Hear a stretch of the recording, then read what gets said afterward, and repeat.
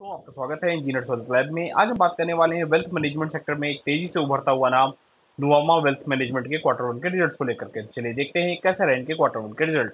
सबसे पहले अगर हम कंपनी के टोटल रेवेन्यू फ्रॉम ऑपरेशन की बात करें, जो कि 1122 करोड़ के रहे हैं, जो लास्ट क्वार्टर में 1119 करोड़ के थे, वो लास्ट सेम क्वार्टर में 951 करोड़ के थे। तो कंपनी की सेल 951 करोड़ से बढ़कर के 1122 करोड़ की हो चुकी है, जो कि तकरीबन हमको 18% से ईयर ऑन ईयर बेसिस पे बढ़ती हुई दिखाई दे रही है।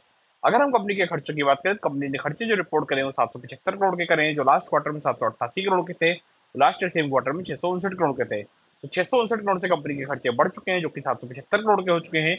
इसका जो मेन कारण है वो इनकी फाइनेंस कॉस्ट है, जो कि 182 करोड़ से बढ़ करके 240 करोड़ की होती हुई दिखाई दे रही है। हालांकि इनके एम्प्लॉय बेनिफिट एक्सपेंसेस भी 276 करोड़ से बढ़ करके 307 करोड़ के होते हुए दिखाई दे रहे हैं।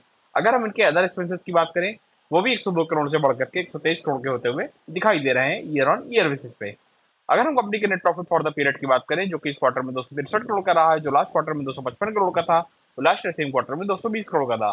तो 220 करोड़ से इनका प्रॉफिट बढ़ करके 263 करोड़ का हो चुका है, जो कि तकरीबन हमको 20% से ईयर ऑन ईयर बेसिस पे बढ़ता हुआ दिखाई दे रहा है। अगर हम कंपनी के ईपीएस की बात करें, तो कंपनी ने 73 रुपए 36 पैसे का ईपीएस डिक्लेयर किया है, जो लास्ट क्वार्टर में 71 रुपए 13 पैसे का था, तो लास्ट सेम क्वार्टर में 62 रुपए 51 पैसे का था। तो 62 रुपए 51 पैसे से ईपीएस बढ़ करके 73 रुपए 36 पैसे का हो चुका है, जो कि तकरीबन हमको 17% से ईयर ऑन ईयर बेसिस पे बढ़ता हुआ दिखाई दे रहा है। तो दोस्तों, अगर हम कंपनी के ओवरऑल नतीजों को देखें, तो जहां कंपनी की सेल तकरीबन 17% से 18% से बढ़ती हुई दिखाई दे रही है, वहीं कंपनी का नेट प्रॉफिट तकरीबन 20% से ईयर ऑन ईयर बेसिस पे बढ़ता हुआ, और ईपीएस भी तकरीबन 17-18% से ईयर ऑन ईयर बेसिस पे बढ़ता हुआ हमको दिखाई दे रहा है। अगर हम दोस्तों नुवामा वेल्थ का कंपैरिजन करें उनके पीयर्स के साथ, तो पीयर्स में हमको दिखाई देते हैं मोतीलाल ओसवाल, 361 और एंजल वन। अगर हम इनका पी को कंपेयर करें, तो इनके पी में हमको जो नोमा वेल्थ का पी है वो 24.37 का दिखाई देता है, एंजल वन का भी 24.10 का दिखाई देता है। हालांकि 361 का पी थोड़ा ज्यादा दिखाई दे रहा है, 39.78, और मोतीलाल ओसवाल का पी 20 के अराउंड है। तो पी में काफी ठीक दिखाई दे रही है। अगर हम इस पी को इंडस्ट्री के पी के साथ कंपेयर करें, तो इंडस्ट्री का पी जहां 15 का है, वहीं नोमा वेल्थ का पी सिर्फ 24 का ही दिखाई दे रहा है। ज्यादा बढ़ता हुआ इंडस्ट्री के पी से हमको नहीं दिखाई दे रहा है। अगर हम मार्केट कैप की बात करें, तो मार्केट कैप भी इनका डिसेंट है, 25,000 करोड़ का, जबकि मोतीलाल ओसवाल का 55,000 करोड़ का है, और 361 का 42,000 करोड़ का है।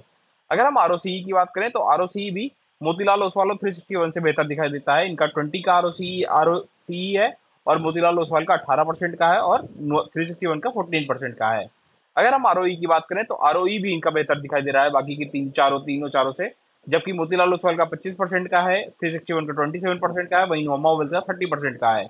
यानी कि अपने जो सेक्टर में सबसे अच्छा आरओई जो है वो नोमा वेल्थ का है। अगर हम प्रॉफिट की बात करें लास्ट 3 सालों के, तो लास्ट 3 साल में जो प्रॉफिट रहा है वो 52.47% का रहा है नोमा वेल्थ का, जबकि बाकियों का 24-23 के अराउंड रहा है, वहीं नोमा वेल्थ का 52% का रहा है। अगर हम ऑपरेटिंग प्रॉफिट मार्जिन की बात करें, तो ऑपरेटिंग प्रॉफिट मार्जिन भी काफी अच्छा दिखाई देता है इनका 53% का, जो कि इन सेक्टरों में, जैसे कि वेल्थ मैनेजमेंट सेक्टर है और आपका इंश्योरेंस सेक्टर है, उनमें ऑपरेटिंग प्रॉफिट मार्जिन काफी ज्यादा होता भी है। अगर हम ईपीएस की बात करें, तो ईपीएस भी काफी अच्छा दिखाई देता है नुवामा वेल्थ का, वहीं बाकियों के ईपीएस थोड़े कम दिखाई दे रहे हैं, 46 का दिखाई दे रहा है मोतीलाल ओसवाल का, और 361 का 27 का दिखाई दे रहा है, और वहीं एंजल उनका 110 का दिखाई दे रहा है, जबकि नुवामा वेल्थ का 286 का दिखाई दे रहा है। अगर हम आरओई की बात करें, तो आरओई हालांकि इनका जरूर कम है, जो कि 4% का ही है, बाकियों के 7% और 6% के हैं। तो यहाँ पे थोड़ी सी पिछड़ती हुई हमको जरूर दिखाई दे रही है। अगर हम 3 साल की सेल्स की बात करें नोमा वेल्थ की, तो 3 साल की सेल्स भी सबसे अच्छी है अपने सेक्टर में, जो कि 32% की है, बाकियों की 31, 16 और 27% की है। अगर हम एफ की बात करें, तो एफ भी हमको यहाँ दिखाई देते हैं 17% की, जबकि एंजल वन में मात्र 14% के ही हैं, और मोतीलाल ओसवाल में 7% की हैं। तो अगर हम ओवरऑल कंपैरिजन की बात करें, तो नोमा वेल्थ काफी सही दिखाई देती है अपने बाकी के पीयर्स के अगर हम उनको उनके साथ कंपेयर करें, तो काफी बेहतर दिखाई दे रही है। तो आपको ये पीयर कंपैरिजन कैसा लगा, हमें कमेंट्स में जरूर बताएं। ये वीडियो सिर्फ एजुकेशन पर्पज के लिए है। अगर आपको ये वीडियो अच्छा लगे, तो लाइक शेयर और सब्सक्राइब करना ना भूलें।